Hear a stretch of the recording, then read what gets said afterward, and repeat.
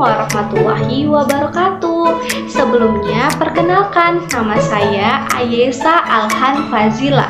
Saya sebagai pemateri pertama. Di sini saya akan memaparkan mengenai definisi, pembatasan, dan syarat sah kepemilikan. Nah, ada yang mengatakan nih bahwasannya waktu adalah uang. Maka dari itu langsung aja yuk kita masuk ke pembahasannya. Kawan-kawan, ada yang tahu nggak sih apa sih hak milik itu? Jadi, hak milik dalam Islam adalah hak yang digunakan seseorang untuk menguasai dan memakai harta yang dimilikinya selama sesuai dengan aturan syariat. Maksudnya gimana? Maksudnya, pemilik harta boleh menggunakan dan mengambil manfaat dari hartanya, tapi tetap ada batasan yang ditentukan oleh agama ya. Nah, dalam pandangan ulama ternyata hak milik itu beda loh dengan harta. Bedanya di mana? Bedanya, hak milik sifatnya khusus milik seseorang, sedangkan harta adalah sesuatu yang bisa disimpan dan dimanfaatkan. Kemudian, Islam juga menegaskan bahwa pemilik sebenarnya dari semua yang ada di langit dan di bumi adalah Allah Subhanahu wa Ta'ala. Hal ini tuh ditegaskan dalam Al-Quran.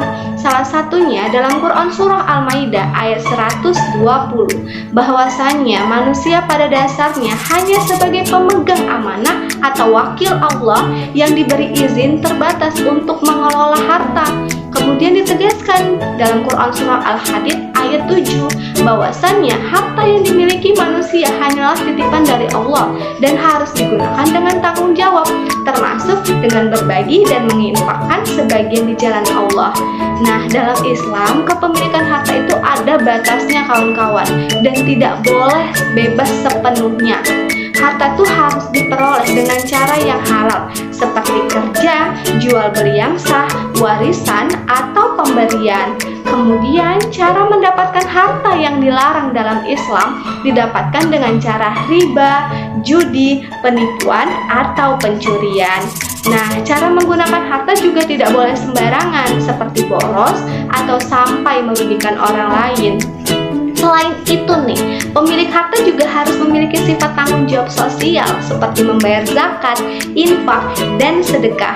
Dan yang terakhir, supaya kepemilikan sah, barangnya harus halal, jelas, bermanfaat, dan didapat dengan cara yang dibenarkan oleh syariat. Baik, itu saja pemaparan dari saya. Untuk pemaparan selanjutnya akan dipaparkan oleh pemateri selanjutnya. Baik, di sini saya ingin menjelaskan materi tentang hak kepemilikan atau yang sering disebut asbab al-milkiyah.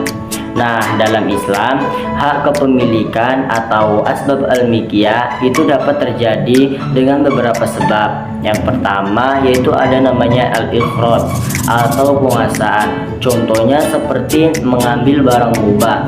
Dan yang kedua ada namanya al-aqd atau yang disebut dengan akad. Nah, contohnya itu seperti jual beli dan wakaf. Dan yang ketiga itu ada namanya al-khulafiyah atau penggantian. Contohnya seperti harta warisan dan ganti rugi. Dan yang keempat atau yang terakhir itu ada namanya al-tawalud min al-mamluk atau hasil harta yang diperoleh.